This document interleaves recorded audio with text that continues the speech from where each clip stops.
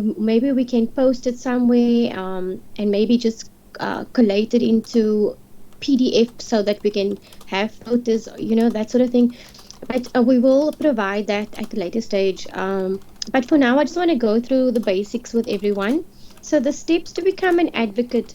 What is the steps to become an advocate? You obviously firstly need to be qualified, which means you need to have your matric, which is your grade 12, your senior certificate, and you need an LLB degree. Without this, you cannot become an advocate, because this is the basics of it, as the LP, the Legal Practice Act, um, requires in terms of Section 26(1)(a)(2), which is II, the letters in terms of the Act, to meet the orders, in order to meet the requirements to become an admitted advocate, or enrolled as a legal practitioner and admitted as an advocate. You need to meet the requirements in terms of Section 26(1)(a)(2), and that is to have an LLB degree.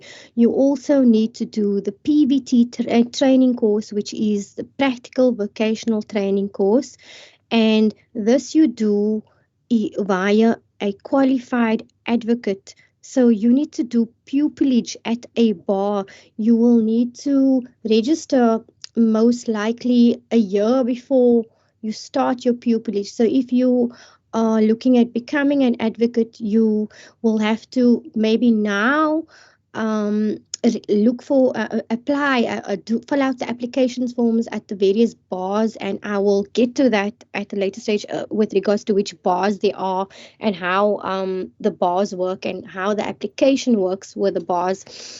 But yes, you need to, obviously, in terms of Section 26(1)(a)(2) of the Act, LLB and a PVT training, with a qualified advocate. So when you apply at the bar to do pupillage, it is for 12 months, no pay.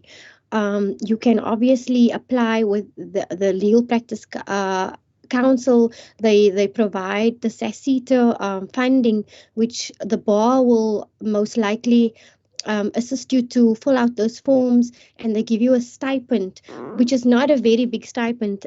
Sometimes it's about 4,000, sometimes it's less, sometimes it's more, and your bar will decide on you, based on your requirements, how much they will offer you for that stipend, because pupillage is free. It is no pay for 12 months. So that is the requirements of, becoming an advocate. And also, one more important thing is, it depends also which bar you're with. For example, if you join the Cape Bar, or the Gauteng, the Johannesburg bar, or any of the other bars, it needs to be accredited by the LPC. You cannot just join any bar or any advocate, so per se, if it's not accredited with the LPC. That is the requirements. And for this, these affiliated or accredited bars with the LPC have their own exams as well. Or there is two different exams that you need to write. The one is the competency based examination, which is the LPC exams, which is 5 papers, which I will also elaborate on. And then the other exams is with in line with the GCB requirements, the GCB bar exams. So, for example, if you join the Cape Bar or the Johannesburg bar, I'm only going to refer to the two bars right now to give you this example. They are affiliated with the GCB, the General Bar Council. And to be in order to be affiliated with them, you have to write their exams as well. They are, if I'm not mistaken, if I can still remember, it's also about 5 papers. And paper one is motion court proceedings and information technology. This is what I'm going to explain to you now is the LPC exams, but it's on the same par, or on the same um, brackets as the GCB exams. The GCB exams basically prepares you for the LPC exams as well, and so does the PVT training, which I will also explain to you a little later. It also prepares you for these exams. So paper one is motion court proceedings and information technology. Paper two is trial court proceedings and ADR, alternative dispute resolution. Paper three is criminal procedure. Paper four is ethics, constitutional law, and customary law. And that is an open book exam, but it's also not very, it's not easy. They don't make it easy. Doesn't mean it's open book. They give you the act, and you've got to know your work before you get into that exam to write that paper. And then paper five is legal writing and drafting, and that is an 8-hour exam with the GCB bar, and it's a 5-hour exam with the LPC. So you sit in that exams for 5 to 8 hours. You don't move. You can bring in any snacks to write while you're writing the exams, but that time goes so fast that you don't even realize it's so long because you're busy drafting. And some of the things that they ask you to draft is like drafting particulars of claims, and you have to know when you're doing motion court and trial proceedings. You will have to you will have to learn the rules inside out, not memorize them. You have to know this like by heart. You have to know when a client comes to you and tells you, you know what, I someone breached the contract, and when they breach the contract, you have to know which rules apply for that contract. So you have to know rule 18 inside out. You have to know when it applies to contracts, when it applies to divorce proceedings, when it applies to medical negligence, RAF claims, that sort of thing. That is part of rule 18, but you have to know that rule inside out. That's just one of the rules. You have to know service, which is rule 4. You have to know applications, which is rule 6. That is urgent applications and normal applications. You have to know interlocutory applications. You have to know all these things. So it is quite intense, the training itself when you're doing the training, because for 12 months you're doing pupillage. You have to do the pupillage with a bar and with a an advocate that you can either choose one from that bar, or they will maybe give you one. I think Bruce wants to say something. Sorry, I'm just busy unmuting. Sorry, I was just unmuting myself. Sorry, counsel, I was rather interested in whether or not with attorneys we can actually shorten our articles. Is that also the same with advocates? Can you shorten your pupillage by undertaking another course or doing the course simultaneously with 6 months of pupillage? I don't know. Is that possible? Unfortunately not. It used to be 6 months. The pupillage was 6 months before. It's no longer 6 months. It's 12 months now. But there is another thing that you can do. Let's say, for example, you failed the bar exams now. For example, you failed the GCB exams, and the bar does not want to take you back. And now you need that affidavit because you need that training, else you cannot file your application to become an advocate at the end of the day.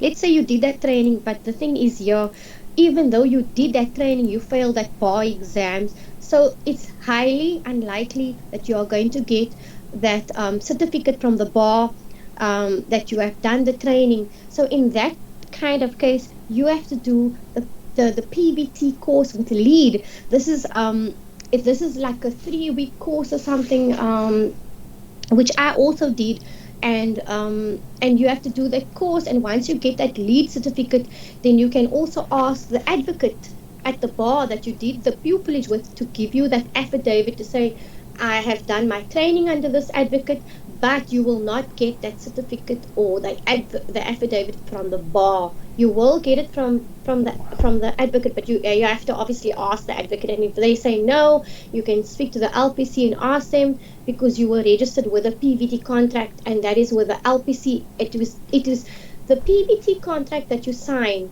It is between your advocate that you're doing a mentorship under, which is your pupillage, and with the LPC. It's not with the bar, but you join. You have to do pupillage with a bar. That is, and you know what? The other thing is, and the PVT course that you do. It is a structured course which is 400 notional hours, and that is for pupils. And then the training that you get with the bar, it's really intense, but it's really good because you have to do about 40 hours a week, if I'm not mistaken, or 40 hours, yes, about 40 hours a week. This is in terms of section 25 and rule 30 of the Legal Practice Act. So basically how this works is, let's say now you with a bar, right, and you have to do all that training. They give you about 20 matters that you have to work on, and ask that advocate to sign that certificate to say, the pupil has done the work, and this is to certify that they've done it. You need those certificates, because even if you join, even if the it's sometimes when you join a bar and you become a pupil with one mentor, you are allowed to do work for more than one advocate at that bar. But obviously, you are under the supervision of one advocate.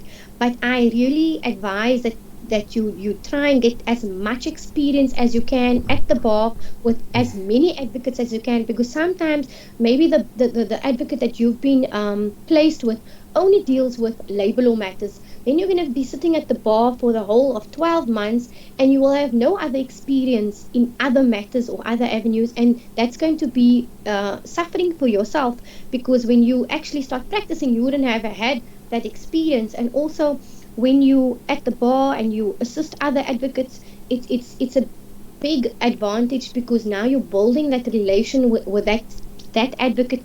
And when you at a later stage get admitted, those advocates, if they see that you're so dedicated, they will give you work to when you're starting off to work on matters with them, especially if it's senior counsel. So that is important to take note of. That's But the actually, exact, sorry, I yeah, hope you don't mind me jumping in. That's actually very no, interesting, but I see, sorry, I'm not jumping and avoiding questions. I see we received a question earlier. Is it advisable to go straight in advocacy after graduating, or do do attorney articles first? We'll touch on that closer to the end. I think let's rather yeah, first deal with the uh, subject matter that we're yeah, I think discussing. But I do see yeah. an interesting question. Do you actually have to belong to a bar? Okay, I will just make note of these things, and then when I come to the end, and then I'll just explain with regards to belonging to a bar, and with regards to the articles and the advocacy. Okay, so with regards to the practicalities as well of becoming an advocate, there is two types of advocates that there is. The one is a referral advocate, and the one is a trust advocate.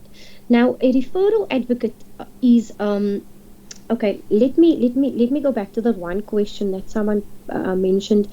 Is it better to do articles?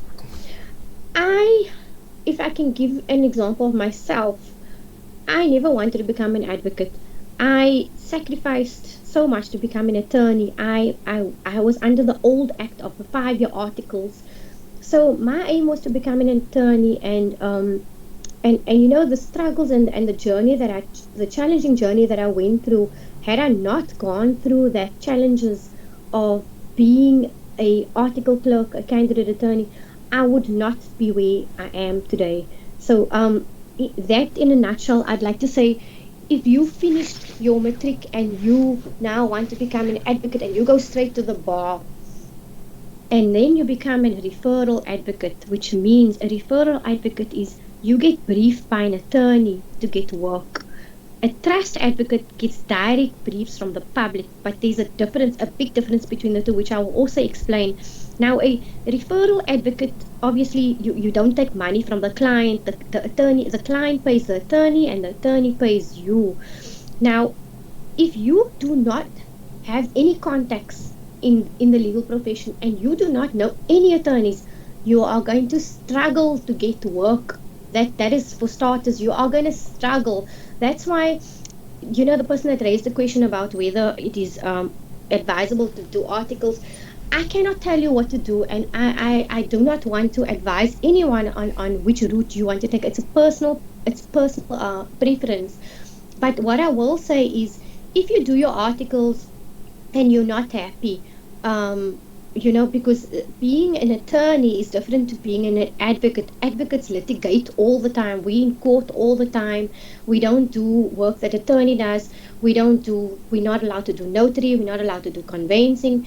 There's a lot of things that advocates cannot do, which attorneys do. And attorneys have a broad perspective of doing things. Some attorneys today, they have right of appearance in the High Court, which is almost very similar to becoming an advocate.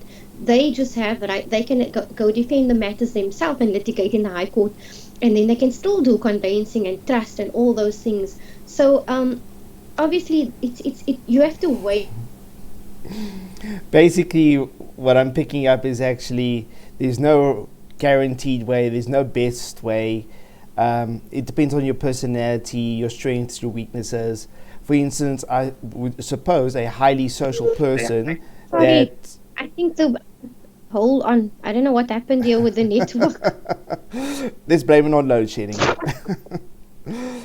But as I was So saying, yeah, Council, I hear what you're saying, and by far and large, it seems to be whatever suits you, whatever feels right for you, what speaks to your strengths, doesn't necessarily revolve exclusively around your weaknesses. That's probably where you should go, whichever route that is. But also bear in mind that these days there's a bit of cheating. For instance, attorneys can get rights of appearance in the High Court. I myself actually have rights of appearance in the High Court. Ian Barker is in as well. And we've appeared in the High Court on numerous occasions. And now advocates are allowed to receive briefs from the public. However, they're still not allowed to do notarial and conveyancing work. That's the only difference thus far. So, depending on where you want to end up, I suppose you choose your respective route. yeah, and another thing I also want to say on that point is, there was a few people that approached me that said, you know what, I can't find articles now. I want to do advocacy. That is a wrong approach, because you are choosing a field just because you cannot get articles. You are making a very big mistake. I really suggest, if there is anyone out there that is thinking that, rather go do your research on advocacy and on becoming an attorney, because in the end you're not going to be happy. And there's people that I know of that have completely now left law, and there is people that I also know of that have been failing one paper several times, and now they want to give up. I can tell you, you have to persevere to be in this profession, whether it's becoming an attorney or whether it's becoming an advocate. Either way, it is very, very demanding. You work long hours. To become an advocate, you work extremely long hours as well. I am in my chambers almost 6 to 7 days a week, and I work. And even though I'm going on a short break now soon for court recess, I'm still taking my laptop with me and working, because I have ongoing cases that I have to deal with. So there is no such thing as having a break, and you have to be so dedicated. Pupillage is so demanding. It requires your time to be in court on these matters. And like I was saying previously, if you worked in a matter with an advocate, you have to make sure that you know those rules inside out. You have to know application. You will get an advocate that gives you that comes to you, or you have to go to the advocate rather. Can I please assist you on this matter? The advocate will say, okay, fine, I got an application matter coming up soon, interlocutory, or I got a divorce proceeding, it's an action. There's a huge difference between action and application, and I feel, I'm not bad mouthing any attorney out there, but I've had recently a divorce that I had to do, and the attorney made a big mess on the papers, and she's attorney was in the is in the profession for a while, and the attorney put application for action, and there was a few other errors, and I had to explain to the court about the errors. So you must know the difference between application and action, and if you don't know that in your exams for advocacy, you are going to flip. You are going to flip, also in practice if you don't know that. So there are lots of matters that you will get training on, but you have to put that effort in there because it's really not easy. I'm not even going to make it glamour it up. It's not. You're going to have no pay for 12 months, and if you also don't have a car, I know for candidate attorney, they ask you to have a car, but the reason why they ask you to have a car, and I can explain this because I've been down that road as well.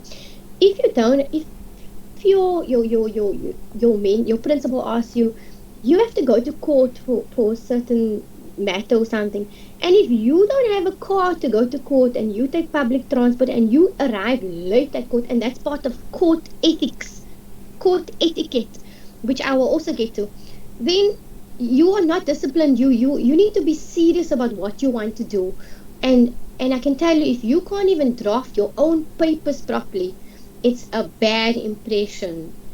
So going back to the referral advocate and the trust advocate, the referral, as I said, is getting briefed by an attorney. If you don't have any, you have no friends out there that's attorneys or that's going to give you work, you're not going to survive. A trust advocate, on the other hand, is getting, it's like getting a direct brief from an attorney, but you have a trust account on the other hand. So for a advocate, you need to do the PMT course with lead, which is the practical management course, and the bookkeeping exam, which if I'm not if I'm not mistaken, it is the paper 4 bookkeeping exam of the attorney's exam.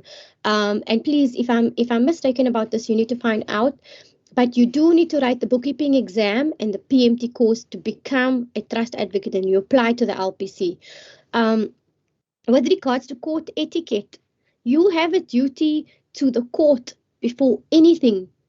You need to be properly dressed. You need to your demeanor in how you speak to the court, my lord, your lordship. You need to have those, and you learn that in ethics as well. So you need to have a duty to the court and then a duty to your client. With referral advocates, it's between the attorney and the client, attorney and the advocate. So there's no sort of easy way out of this, and that is how you're going to get your work. The other thing is, when you're part of a bar and you want to advertise work that you do, you're not allowed to advertise as an advocate. If you do advertise, it has to be very, very minimal. You cannot go overboard. This is purely, your work comes purely via referrals. If you're going to advertise, it must go through the bar. Everything goes through the bar.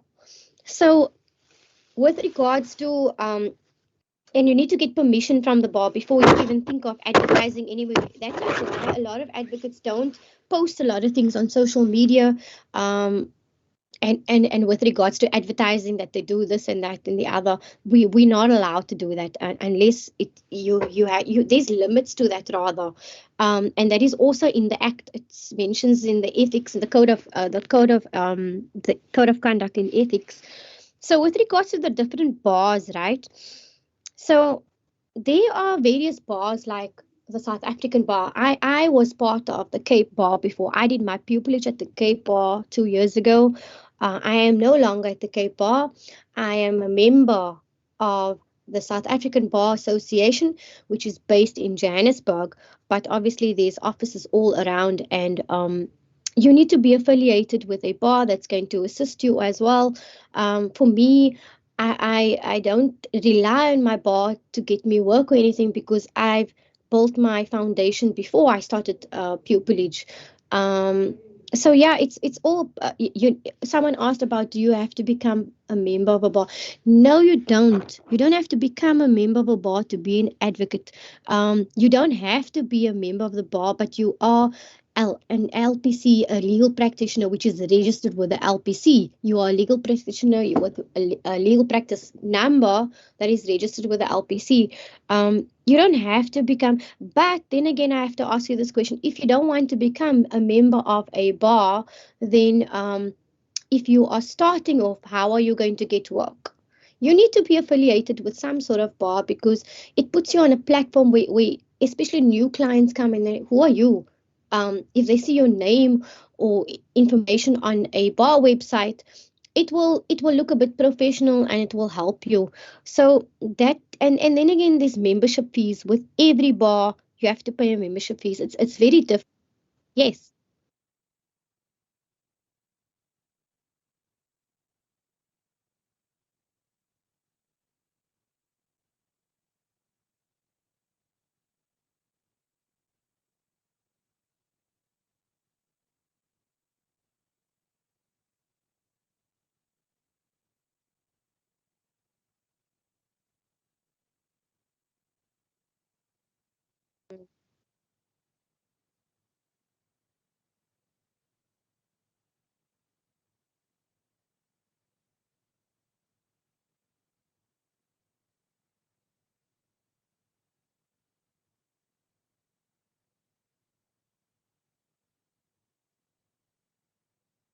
You have to network. If you have not been out there, start going to all these functions or trying to mingle in various, like for example, if you're interested in specializing in labor law, try and get a hold of unions and try and put yourself out there. But again, the marketing is very limited. Try and network with people in that field then, because that is how you will, Hmm? maybe going an event with labor law.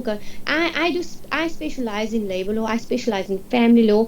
I specialize in maritime law. I specialize in aviation law and a few other things. So I'm a member of the Maritime Law Association, and I've got affiliations in India as well in maritime law. So you have to network. You have to find your niche where it is worth working with, that sort of thing. So I'm sure you will find your way somehow, but you have to network. If you are looking for more work, you need to put yourself out there so that people can see what you're doing and be more active. But then again, there's a limit to being active. But be Understandable. Actually, I've seen of late, particularly on Facebook, there are some trust account advocates that are advertising on Facebook now. I must be honest, I was quite surprised by that. I've never seen an advocate actually advertise on Facebook. Some advocates have come forward to where I was an attorney from time to time to the firm and said, "Hi, I'm an advocate.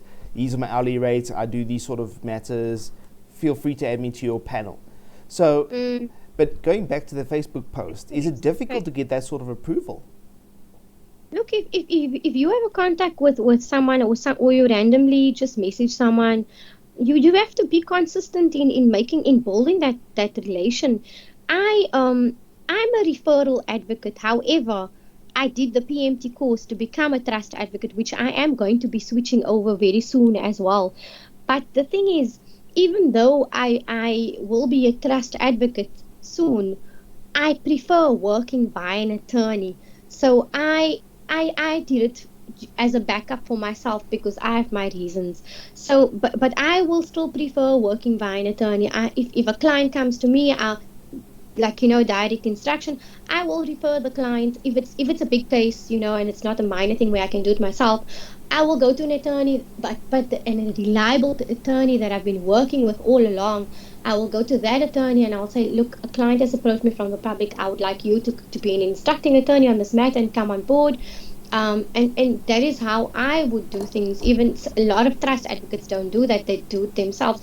But I'm different. I prefer working with an attorney. Okay, sorry, that's actually very interesting. If I may ask, what are the reasons? And let's be honest and frank, there's no right or wrong answer. I won't feel bad or attacked if you say it's to afford a level of protection because you don't know whether or not the member of the public has the funds, whereas the attorney, they most likely do have some sort of war chest.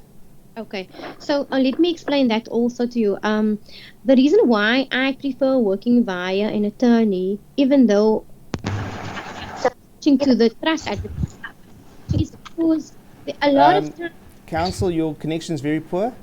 No, I think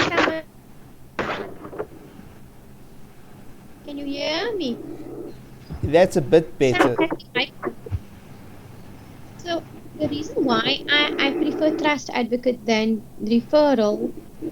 Sorry, sorry, I was saying, someone's mic is on. Can you please switch your mic on, whoever it is that has the mic on, because it's a bit of a distortion noise.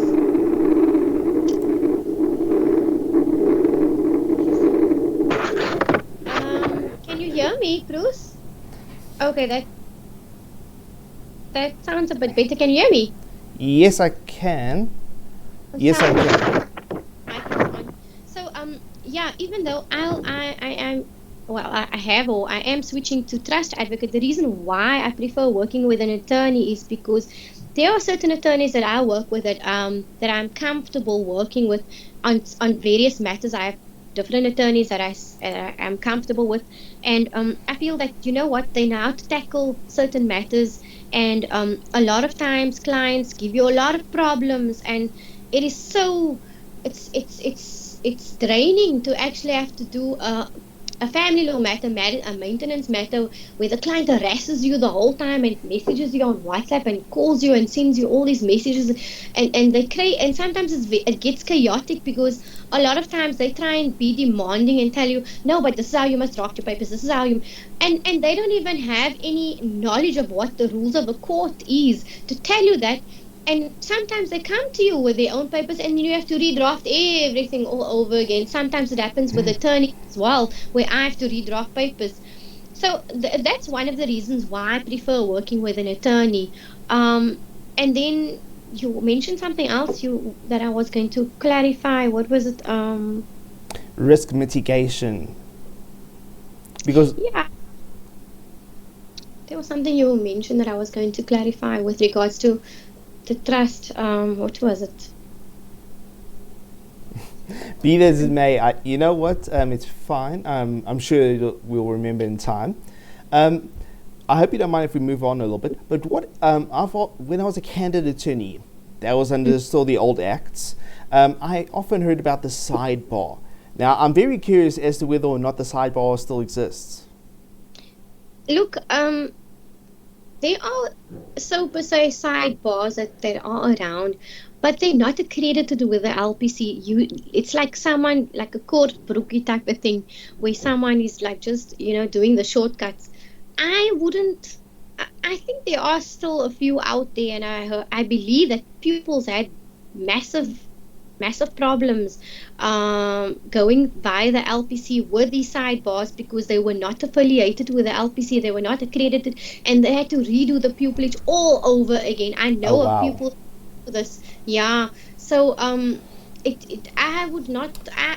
If it was me, ask me, go via a reputed bar. Okay, so how do they take on applications? You know, for example, certain of the reputed bars, what they do is they only take on certain amount of people. Like, for example, well, let me not make an example, but if you come with experience, or they see you've got a good CV, or that your interview goes well, you'll get in at the bar. But sometimes, even if you're just a graduate at university and you're female, you also get in. But I cannot give you further details on how they take on people, like how they take on applicants. But I walked in at the bar with experience. I had experience. I had a lot of things behind me, and I guess that's one of the reasons why I did get in for pupillage. But I also went through a long, long route, so I cannot just say it's because of experience. Because there was other people at the bar whilst I was doing pupillage that had no experience. So I cannot tell you what the criteria is, but there's an assessment exam that some bars do, that for requirements to get in as a pupil. And I believe that well, I know of pupils that came to me that said to me, hey, you know what, I never got in at the Cape Bar and I had all this experience, what do I do? And those type of pupils are now, I believe, at the National Bar. So you get the National Bar of South Africa, you get the South African Bar Association, which I'm part of, and all the bars are different. They all have different membership fees, and if you're going to join the Cape Bar, you have to pay membership fees, you have to pay rental there. So with the South African bar that I'm part of, there's not necessarily a so-called chambers where you have to be placed. However, you have to be obviously, you have to inform the LPC where you are situated. So where my chambers is, I have advocates and attorneys on in my building on my floor. So yes, yeah. So it's not just you.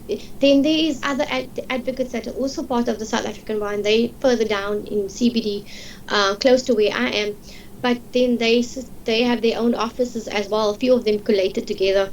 So like the Cape Bar, you need to be at their premises. And in Johannesburg, the South African bar also has chambers. The Gauteng bar also has chambers. So, it varies with different bars. I don't know how the other bars work, the Pretoria bar and Potchefstroom. I don't know how they work. But it's different with every bar, and you have to do your homework for that. Okay, that's actually very interesting. Thank you so much, Counsel. I hope nobody minds, but I'd actually like to see how the other half lives. Ian, why don't you tell us about your experience with councils in the High Court, especially since you used to attend Joburg High Court ad nauseum? Hi everyone. So Advocate Yasmin has basically touched on a myriad of the aspects which I was going to address.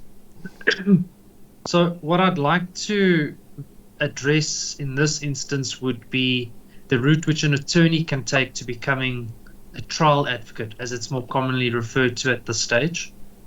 So assuming you have now become admitted in terms of the new act, you have to do your 3 years of mandatory attorneyship to gain your certificate of rights of appearance. Alternatively, you have to do your trial advocacy training, which may shorten your period. Does not necessarily mean it'll be dispensed with entirely. That is at the discretion of the Legal Practice Council.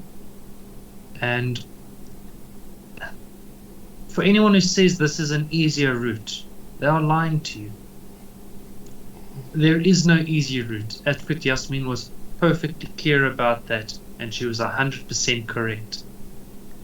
In my journey to having traversed the aspects of trial advocacy, I went through my articles. I did 2.5 years because I failed the subject.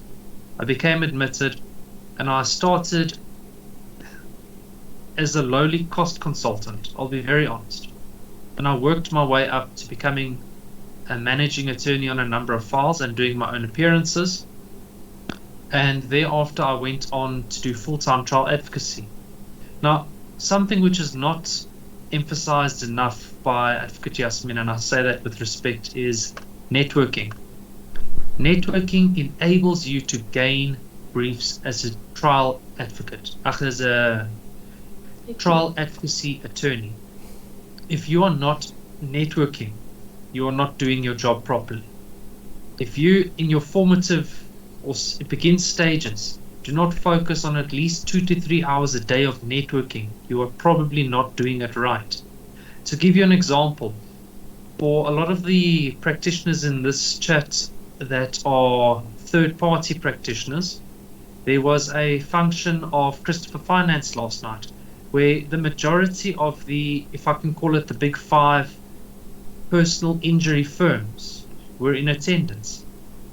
And they were all the managing directors or heads of departments of the third-party litigation. And everyone who was invited took the initiative to network, to see what is the newest process, and to discuss which advocates are used in circumstances. What people don't realize is your competence and your reputation is discussed. If you do a case badly, expect that other attorneys will hear it. If you perform outstanding, as Advocate Jassim has pointed out correctly, you will receive a lot more briefs. Now, something which also needs to be said, as a trial advocacy attorney, just because you have a brief does not mean you're going to get paid. If you receive a brief and you've done your work and you've referred your invoice, you are not technically bound by the same 97 days as the bar associations have bound. You are bound by the agreement which you have reached by all of your attorneys. Some attorneys will reach an agreement to pay you within 90 days. Some say at the end of the matter, if you've done liability and then you are going to do the quantum aspect. Others have an agreement that you will get paid on taxation of the matter or when they receive funds in their matter. This can put you back anywhere between 2 years to 6 years of any invoice. I have invoices from 2020 which are still outstanding and which I'm likely not going to be paid. It's a fact of life and I've made peace with it. You're going to struggle unless you do the proper networking. So I believe advocates and the Bar Association provides a better form of training for this type of work as it is more specialized in litigation. An attorney has a different set of specializations and fulfills a more administrative role than what an advocate does. And in this regard, I believe that a bar-trained advocate has a one-up in this instance. Yes, counsel. I agree with you on exactly what you said now, and that is why it is very important. Well, that is why it's sometimes, you don't always get your money, and this is what I want to also, what I was trying to also say earlier. When you're a trust advocate, you have a trust account. Now, how this works is it's almost the same like an attorney. If a client comes to you and they say, and you tell them, listen, you need to put a deposit by, or else I'm not proceeding with that matter. That money goes into your trust account. You cannot touch that money until you have done work on that matter and invoice that client. Then you only move that money from your trust account to your business account. Now, the other thing is this. If you take money, or your client tells you, no, I don't have money, and you proceed, you're going to wait. If you do a contingency agreement, fee agreement possibly, you're going to wait for that money to come. There's no easy way out. And I'm going to say this again, don't switch to become an advocate because not surviving becoming a candidate attorney. You are going to have more problems. First, do your homework and see what is good for you before you do any of this. Remember, an attorney does have a broader aspect. An advocate cannot do certain things that an attorney does, but it's personal preference. Someone asked about a vehicle during pupillage. Look, I don't think it's a requirement like a candidate attorney to have a vehicle doing pupillage. But then I have to raise this question to you. If your pupil or one of the other advocates say, listen, you have to go do this matter, you have to be with me at this quarter. If you don't have a car or you don't have transport, how are you going to make it? So either way, you still have to find a way of finding transport. So I cannot say it's a requirement that you don't have to have a car. But if you make no effort and you find no way of getting a car and you want to do advocacy just because candidate attorneys must have a car, you are going into the field for the wrong reasons and you're not going to be happy. You know what? Sorry. I hope nobody minds me just jumping in here. There was a very interesting question that I thought of. Now, attending to matters in the High Court and attending to advocacy, what are the strategies from the business perspective that you employ with regards to your fees that you're receiving from the attorneys? For instance, do you allocate a particular new instructing attorney a particular time frame? If they don't proceed to pay, then you refuse to perform any work for them? I don't know. What sort of strategies have you developed? In certain matters where, and I have to say this, I've experiences with attorneys, and that's just part of what you have to go through, where I actually asked attorneys, do you have money in trust? Because I'm not going to proceed if there's no money in trust. And this came from experience that I had built, that I came to this point where I am at the point where I actually refuse work. I don't do work anymore like I used to previously. I used to take on any brief or starting off. I don't do that anymore. Now I ask an attorney, is there money in trust? Did the client pay? And there was one matter that recently came to me, and I asked the attorney, is there money in trust? They said yes. For some odd reason, I just didn't feel comfortable, and I asked again, I'm going to start drafting this paper soon. Please make sure that my fees gets covered. And I gave an amount, a more or less estimate. And then the attorney told me, oh, sorry, we don't have money in trust. So these things happen. You have to make sure it's in writing as well. Make sure everything, even sometimes if it's in writing, they can come back to you and say, "Oh, the client doesn't have enough money." Make sure you cover your tracks because you are going to have problems with that as well. And usually in circumstances where I had problems, where I was not happy, I did what I had to do, and I did. A lot of times I went out of my way. I capped my fees. I made my fees less to suit the client, and furthermore, I withdrew from matters because I didn't want to associate myself further on the matter. Because if a client gives you a problem with a small thing, you can forget about it. You're gonna have massive headaches in the long run. So there's no easy way. Either way, you have to still deal with all these things, whether you become an attorney or an advocate, and you have to persevere and be strong, because that's just part of, and you will only grow from time to time with experience. Ian, I believe you got your hand up. Yes, I just wanted to share when bridging the gap, what motivated me to do trial advocacy.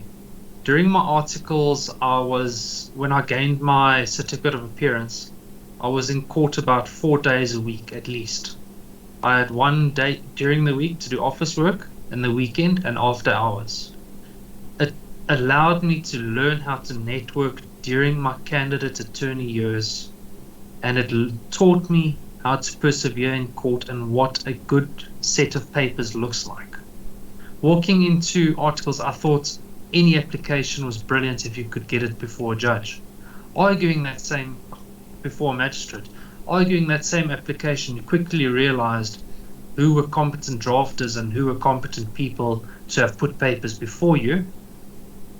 And that played a major role in me being very critical of papers. And it formed a very good basis where I could argue opposed motions on one day's notice and succeed, based on papers which other people thought were unwinnable. And it happened on multiple occasions, not just once or twice. These were things that I was blooded into during my candidate attorney years, and which made me realize there is a market which I can fulfill, which I can do outside of an attorney's work. As Advocate Justin pointed out, an attorney can do anything. Notary, conveyancing, can even do as a consulting gig as an in-house counsel, as one of our colleagues pointed out, as a sidebar interest. You might be stretching yourself too thin, but if you're chasing the bank account at the end of the day, you must do you. That's for your decision. Absolutely. Now, again, I cannot emphasize this enough. If you pick a route, stick to it, show a passion, get involved, network. If you think it's a waste of time to go and meet another practitioner for a beer, for example, you're sorely mistaken. That practitioner is most likely have a friend or two friends who are also in the legal profession, and your reputation will get out by sitting there next to them and discussing who you are and what you do. For example, we on this group had last year a meet and greet in December, if I'm not mistaken.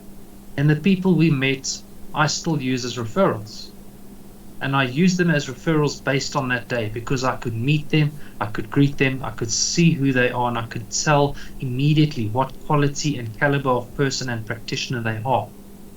I would strongly recommend, if you want to do anything in the advocacy related field, research how to network. It's not what you know, it's who you know. Unfortunately, thank you so much, Ian. What I'm hearing is, unfortunately, some of us became lawyers because we didn't want to sell things.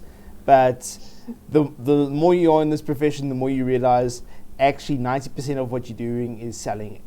Whether it's to the judge, the magistrate, or to client, or even your colleagues, you're always selling. Now with that, I'd like to open the floor to any questions that anybody might have. Please feel free to unmute yourselves and ask them, or you can ask them in the chat. Now, we're just going to go back to that one question about which is the right route. I think now that you've seen both sides of the track, so to speak, there is really no right or wrong answer. I hope that answers the question. It's unfortunately A lawyer's famous answer: it depends.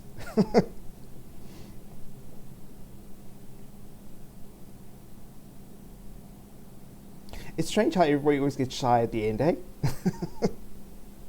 Any questions, anyone? Bruce, did we answer the question with regards to the issue of the car when doing pupillage? I know Yeah. we Yes, spoke that about was it. addressed.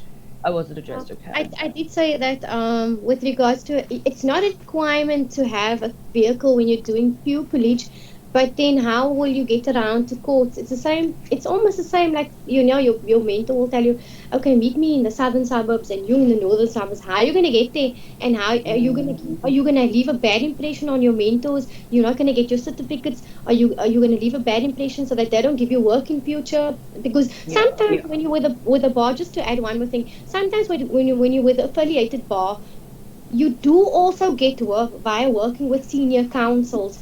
With the sidebars, you don't get that sort of assistance, but that you can't depend on that. You still need to have attorneys out there, and the networking is absolutely correct. If I may add one aspect on the issue of transport, I'm well aware that Cape Town specifically has a very good My City bus route, which has helped quite a few people. Also, a lot of people have been speaking about when they are attending to their duties as candidate attorneys or as junior advocates, they use the Gautrain and Gauteng, and then they use either Bolt or Uber to get around. And that has allowed these people without cars to stretch to attorneys which they would not normally be able to get out to. But I have to add to that. Sorry, I just want to add to that one point. There are people out there, and I know this for a fact, that there are people out there that are taking that route because of no car, because they can't find a job in articles. That is a big problem. Don't do that because you now you're switching over just because of a car requirement. You're gonna end up being miserable.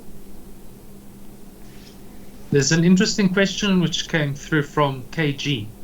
I think this is up your avenue, Counsel. Not sure if you just can an advocate be enrolled at more.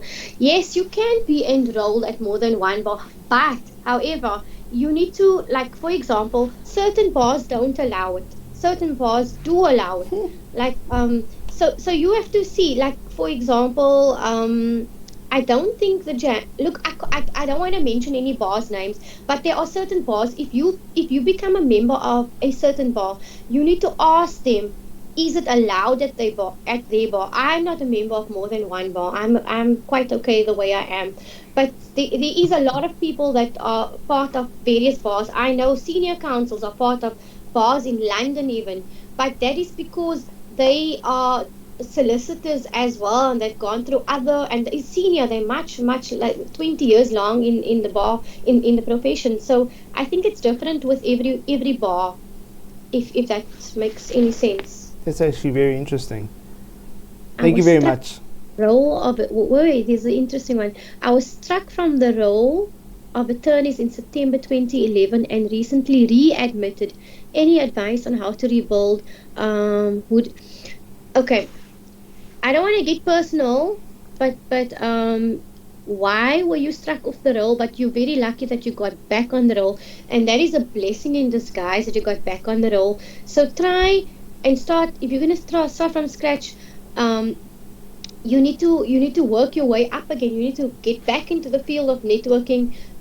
Would advocacy be? And I can't tell you if advocacy is an option for you. That's a personal preference, which I said in the beginning. You need to decide what is good for you. Like I said again, each profession is different.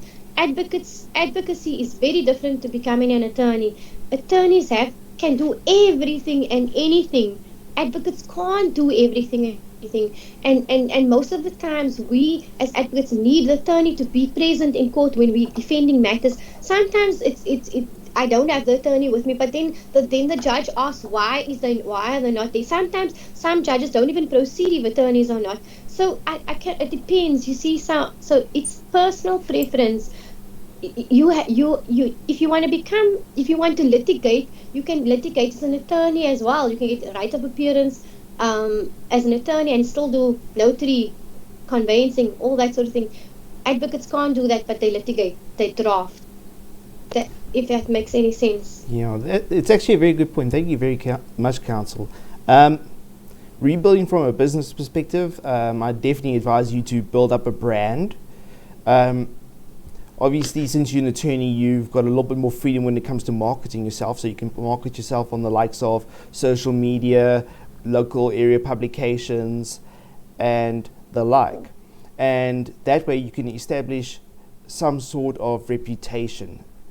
By far and large, reputation is the best way that legal practitioners get work, be it advocates or attorneys.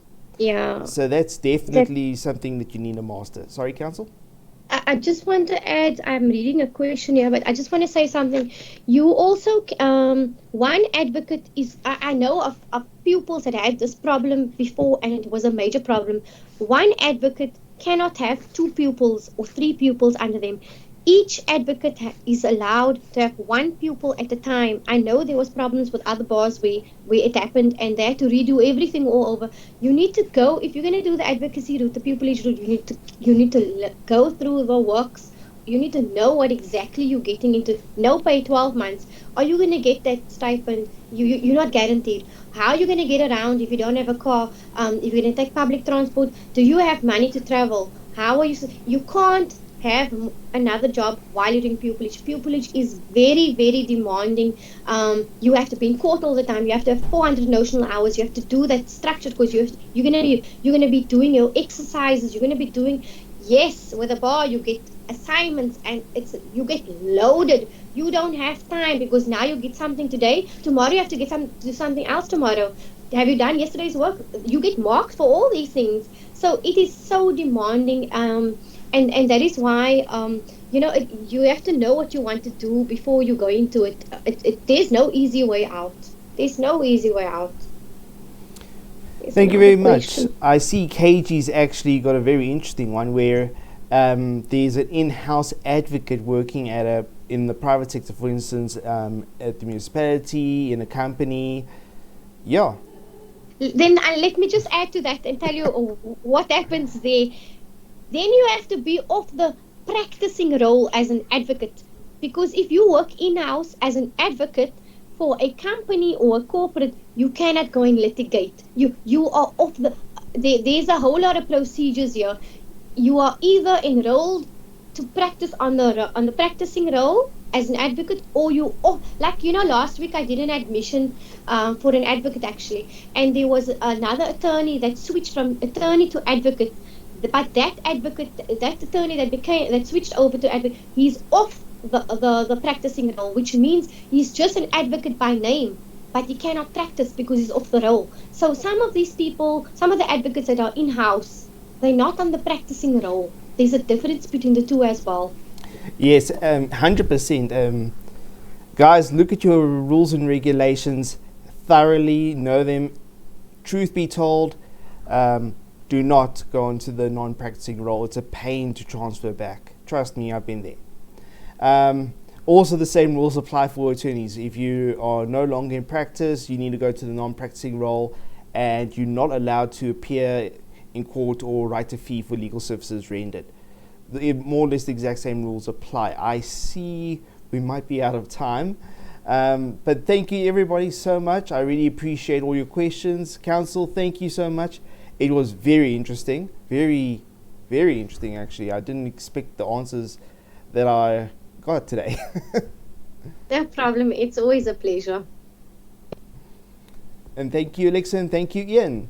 And Thanks, everyone. We will be uploading this on the YouTube page. We will let you know as soon as that. We'll try and be more updated with regards to when things are updated.